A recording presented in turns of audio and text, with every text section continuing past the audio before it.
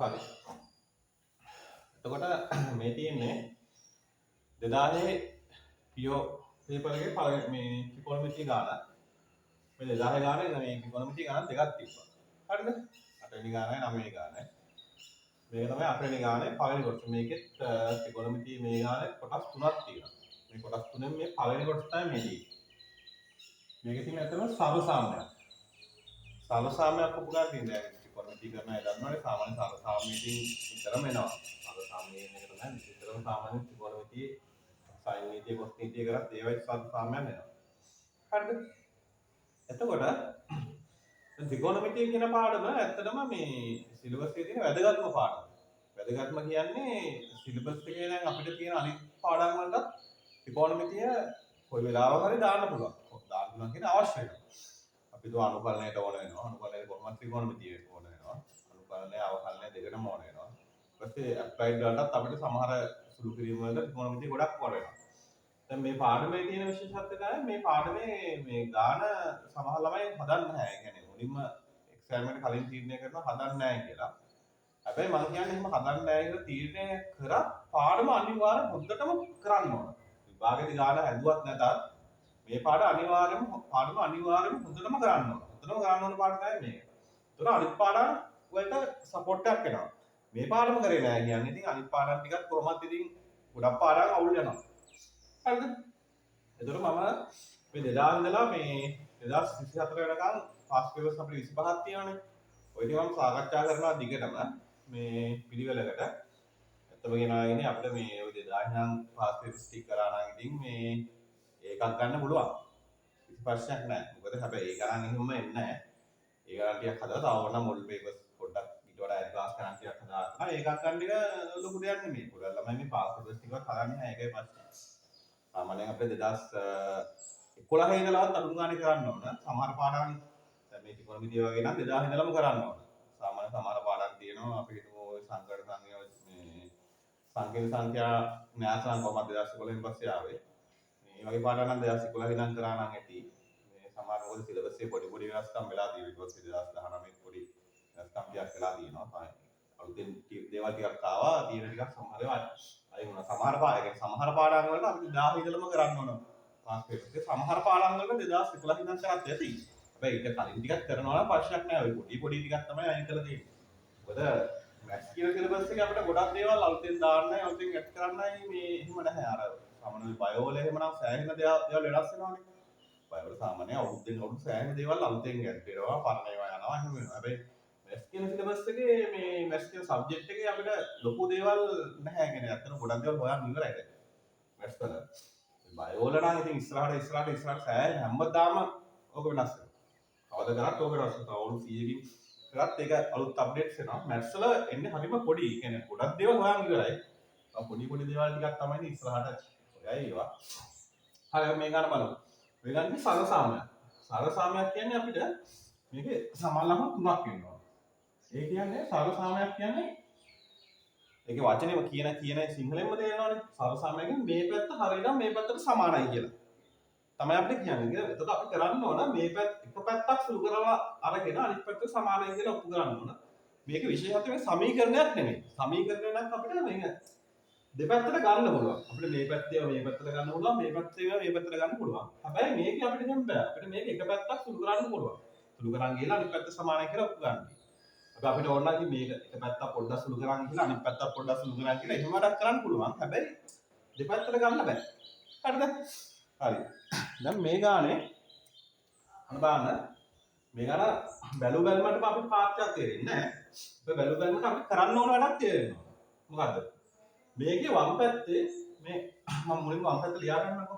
සාමාන්‍ය අපිට වම් පැත්ත සුළු කරන් ගිහලා දකුණු පැත්තට සමානයි කියලා ඔප්පු ගන්නත් පුළුවන්. ඕනනම් දකුණු පැත්ත සුළු කරන් ගිහලා වම් පැත්ත සමානයි කියලා ඔප්පු ගන්නත් පුළුවන්. ගොඩක් දුරට මේ වැඩි පැත්ත තියෙන්නේ. එහෙනම් වැඩි පැත්ත සුළු කරලා අඩු පැත්තට සමානයි කියලා ඔප්පු කරන එක තමයි ලේසි වැඩේ. මොකද අඩු එකක් වැඩි කරන්න හරි අමාරුයි. වැඩි එකක් අඩු කරන්න ලේසි. කියන්නේ කැපිලා ගිහිල්ලා එහෙම වෙලා එන්න පුළුවන්. මම මේක ගන්න වම් පැත්ත. හරිද?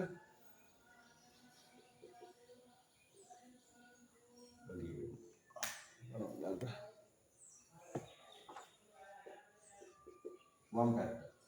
හරිද? වම් පැත්ත ගන්නවා මම 1 ධන cos θ ධන sin θ බෙදීම 1 ඍණ cos θ ධන sin. හරිද? වම් පැත්ත. හරිද? මම මේක ලියනවා මෙහෙම. මම මේක ලියනවා 1 ධන cos θ ධන sin θ බෙදීම මම මේ sin θ ඉස්සරහට ගන්නවා. 1 ධන sin θ ඍණ cos θ. හරිද? ඔන්නෝම ගන්නවා. ඔහොම ලියා ගන්න හේතුව තමයි අපිට මේක ප්‍රතිපත්තියෙන් වැඩි කරන්න ලේසියි. හරිද? හැබැයි අපිට මේක ප්‍රතිපත්තිය එක එක විදිහට ගන්න පුළුවන්. දැන් ඔයගොල්ලන් ඉතින් හදනවා මේක ඕන නම් මේ මම හදන විදියයි තව ප්‍රතිපත්තිය එක එක විදිහට අරන් හදනවා. අපි ඒක ප්‍රතිපත්තිය එක එක විදිහට හදලා මෙතන ලියලා වැඩක් නැහැ. මොකද එකම විදිහට තමයි සුළු වෙන්නේ. අපිට මේක කියන්න පුළුවන් කෙනෙම එක වෙන cos θ කියන එක x කියලා ගන්නවා. මේක y කියලා ගන්නවා. එතකොට මේක x ධන y නම් අපිට x ධන y ගෙන් වැඩි ගන්න පුළුවන්. මම මේක ඉස්සරහට ගත්තා. මොකද මෙතන අපිට මේ ඉස්සර ගාන හදනකොට තේරෙන්නේ මේකේ වර්ගය එකපාර ගන්න පුළුවන් හින්දා මම මෙහෙම ලියුවා. හරිද? දැන් මේක ප්‍රතිපත්තියෙන් ඔක්කොට ඕනේ දන්නවනේ. ප්‍රතිපත්තිය කියන්නේ අපි දැන් x ඍණ y නම් ප්‍රතිපත්තිය කියන්නේ x තමයි. එතන. හරිද? අපි ප්‍රතිපත්තිය වැඩි ගන්න හේතුව මම කියන්නම් ඉස්සරහට. දැන් මේක ප්‍රතිපත්තියෙන් වැඩි කරනවා. එතන එනවා 1 ධන cos θ ධන sin θ වැඩි කරනවා මම යටින් ඉස්සලා ලියලා ඉන්නවා. මේක ලියන්න ඕන 1 ධන sin θ ඍණ cos θ. මේක x නම් මේක y. හරිද? මම මේ කුඩු වරහකුත් දානවා. මේක වැඩි කරනවා 1 ධන sin θ ධන cos θ. හරිද? එතන මේක x නම් මේක y. මේක ධන මේක ඍණ. එහෙනම් ලියන්න ඕනේ නැහැ මම මේ පැහැදිලි කරන් කියනවා. හරිද? මේක x ඍණ y නම් මේක x ධන y. ඒතර උඩත් අදින් ගන්නවා මේක. මේ කියන්නේ එතකොට 1 ධන sin θ ධන cos θ. මම උදේකට මේ පුරවහන් දැම්මේ නැහැ ඒක අවශ්‍ය නැහැ. හරිද? දැන් මේ තියෙන්නේ උඩ තියෙන්නේ මේකේ වර්ගය මේ. 1 ධන cos θ මේකත් අපිට 1 ධන cos θ ධන sin θ කියලා ලියන්න පුළුවන්. යට තියෙන්නේ වර්ග දෙකක අන්තරය. ඒතර උඩ එක ලියන්න පුළුවන් අපිට 1 ධන cos θ ධන sin θ ගේ වර්ගය යට ලියන්න පුළුවන් අපිට මේකේ වර්ගය කියන මේකේ වර්ගය. කියන්නේ 1 ධන sin θ ගේ වර්ගය ඍණ cos වර්ගය t. හරිද? ඔහොම ලියන්න පුළුවන්. මේක ලියුව හැටි දන්නවද? ඒ කියන්නේ වර්ග දෙකක අන්තරයක් කියන්නේ අපි x ඍණ y x ධන y නම් අපිට මේක ලියන්න පුළුවන් x වර්ගය ඍණ y වර්ගය. හරිද? x වර්ගය ඍණ y වර්ගය. දැන් සුළු ගන්න තියෙනවා. සුළු කරලා උත්තරේ අරක සමානයි කියලා ගන්න තියෙනවා. හරිද? අපි දැන් මේක සුළු කරමු. මම මේ පැත්තෙන් සුළු කරනවා. උත්තරේ මත වෙනවා. උත්තර එනවා 1 ධන මේක අපිට ලියන්න පුළුවන් 1 ධන cos θ ගේ වර්ගය. cos θ ගේ වර්ගය ධන දෙගුණයක් මැද පද දෙකේ ගුණය. එහෙනම් 2යි sin θ වතාවක් 1 ධන cos θ ධන අන්තිම පදේ වර්ගය. ඒ කියන්නේ sin වර්ගය θ. හරිද? මේක බෙදනවා යට එන්නේ මේක. එතකොට එකේ වර්ගය 1යි 1 ධන 2යි sin θ ධන sin වර්ගය θ. මේ පැත්තේ තියෙනවා ඍණ cos වර්ගය θ. හරිද? දැන් අපිට උඩ එක මේක ප්‍රසාරණය කරන්න පුළුවන්. ඒකට මම ඒක ප්‍රසාරණය කරනවා කියනවා 1 ධන 2යි cos θ ධන cos වර්ගය θ ධන මේක අමරහා විගත කරනවා 2යි sin θ ධන 2යි sin θ cos θ ධන sin වර්ගය θ. හරිද? sin වර්ගය θ. යට මෙහෙමයි.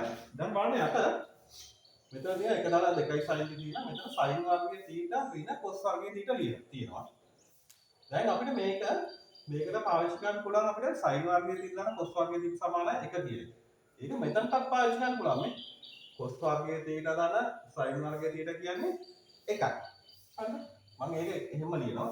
එතකොට ඉතුරු ටික මම කලින් ලියලා ඉන්න 1 දාන 2යි cos theta ධන 2යි sin theta ධන 2යි sin theta cos theta ධන sin වර්ගයේ theta ධන cos වර්ගයේ theta. හරිද?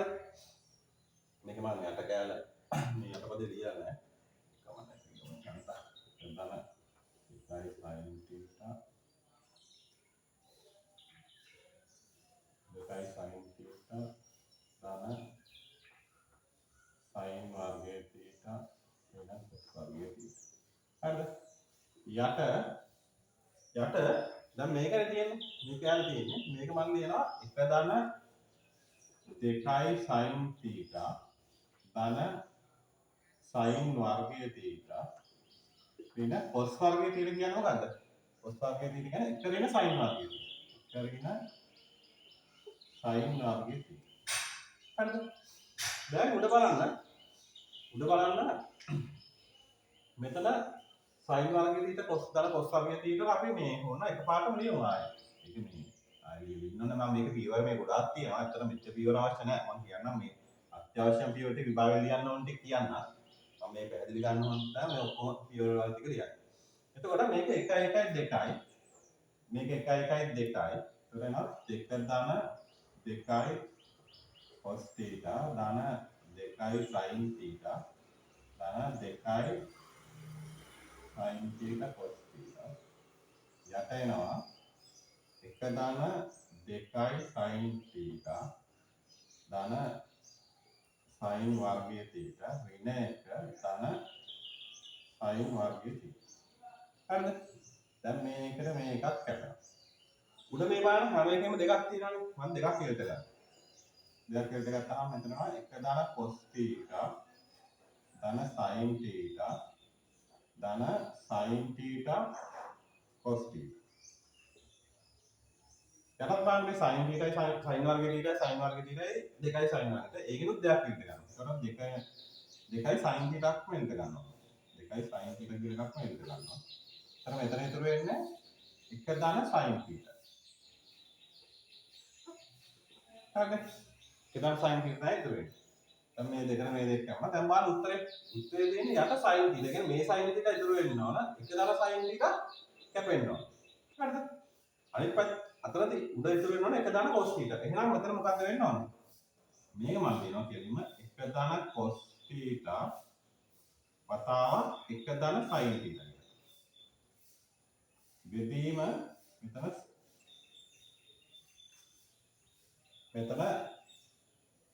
යට ඉතුරු වෙන්නේ කීයද? sin theta. මෙතන sin theta අනුමම තියෙනවා. මෙතන තියෙන්නේ 1 ධන sin theta.